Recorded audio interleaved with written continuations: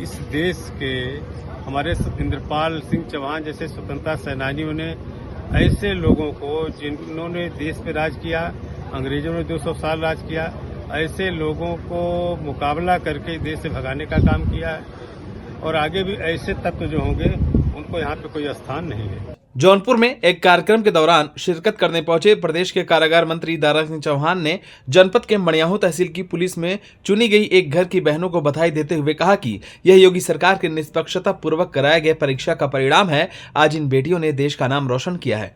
यह अत्यंत गर्व की बात है। मैं जहां कहीं भी जाता हूं देखता हूं हमारे समाज की 2-4 लड़कियां लड़के जरूर प्रतियोगिता परीक्षा में पास करके नाम रोशन कर रहे हैं। उन्होंने कहा कि हम इसके लिए देश के प्रधानमंत्री नरेंद्र मोदी को धन्यवाद देना चाहते हैं, जिन्होंने देश की बेटियों को आगे बढ़ाने की बात कही। उन्होंने कहा कि बेटी बचाओ बेटी पढ़ाओ का नारा दिया जा रहा है।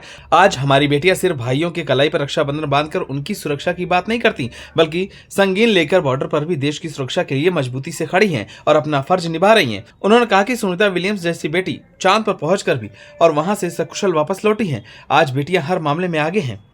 जो पारदर्शी तरीके से भर्ती हुई है, इसका परिणाम है कि एक परिवार के 3 बच्चियां पुलिस में भर्ती होकर के अपने समाज के सम्मान को बढ़ा रही हैं। बहुत बड़े पैमाने पे आप कह नहीं सकते हैं कि पूरी पारदर्शी तरीके से उत्तर प्रदेश में जो भर्ती हुई है, ऐसे तमाम जो गरीब बेबस लाचार थे, जो 50 साल तक जिनको अवसर नहीं मिलता था, मौका नहीं मिलता था, ऐसे तमाम बच्चे जो है आज भर्ती हुए पुलिस की भर्ती में। और मैं तो बधाई दूंगा इस देश के प्रधानमंत्री, यशस्वी प्रधानमंत्री आदरणीय मोदी जी को, जिन्होंने कहा कि बेटी पढ़ाओ, बेटी बचाओ, बेटी पढ़ाओ।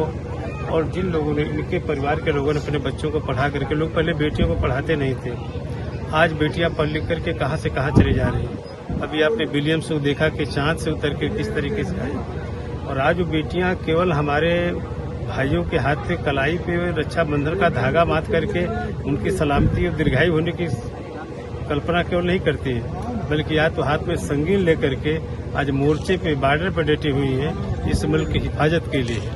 और यही कारण क्या, देखिए बच्चा, इनके हाथ में सलाह होगा इस प्रदेश की सुरक्षा के लिए। अगर इनकी ड्यूटी कहीं भी लगेगी तो निश्चित इसके मुकाबला के लिए तैयार हैं और मैं बधाई दूं। गाजीपुर में महिला द्वारा आरोप लगाने के मामले में उन्होंने कहा कि इस मामले में जिन लोगों पर आरोप लगाया गया है उनको सस्पेंड कर दिया गया है और जांच की जा रही है। वहीं वाराणसी में भी एक महिला द्वारा पुलिस अधिकारी पर लगाए गए आरोप के मामले में डीजी द्वारा जांच बैठा दी गई है। पुलिस अधीक्षक और जिलाधिकारी द्वारा जांच के उपरांत जो भी तथ्य सामने आएंगे उसमें वैधानिक कार्रवाई की जाएगी। देश में औरंगजेब के नाम पर जुड़े बहस पर उन्होंने कहा कि जिन लोगों ने 200 साल तक हमारे देश पर राज किया, उनको हमारे स्वतंत्रता संग्राम सेनानी इंद्रपाल सिंह चौहान जैसे लोगों ने देश से खदेड़ने का काम किया। जो भी इस तरह का काम करेगा उसे देश से बाहर खदेड़ा जाएगा। जौनपुर से शहर खबर के लिए दीपक श्रीवास्तव की रिपोर्ट। गाजीपुर का जो मामला था जिसमें एक महिला डिप्टी जेलर और अधीक्षक थे, उन लोगों को सस्पेंड कर दिया गया है और अच्छे अधिकारी की वहाँ पे तैनाती की गई है।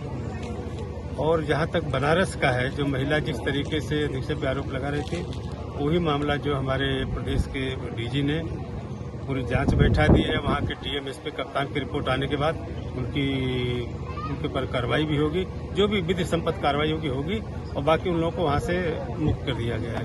पूरे देश में जिस तरह से औरंगजेब को लेकर चर्चा बहस छिड़ी हुई है और मुसलमान कौम जो है वो छावा पर रोक लगाने की बात करती है, उसको कैसे? आपने देखा कि जिन लोगों ने इस मुल्क में कई 100 सालों तक राज किया है, इस देश के हमारे इंद्रपाल सिंह चौहान जैसे स्वतंत्रता सेनानियों ने ऐसे लोगों को, जिन्होंने देश पे राज किया, अंग्रेजों ने 200 साल राज किया, ऐसे लोगों को मुकाबला करके देश से भगाने का काम किया है। और आगे भी ऐसे तत्व जो होंगे उनको यहाँ पे कोई स्थान नहीं है।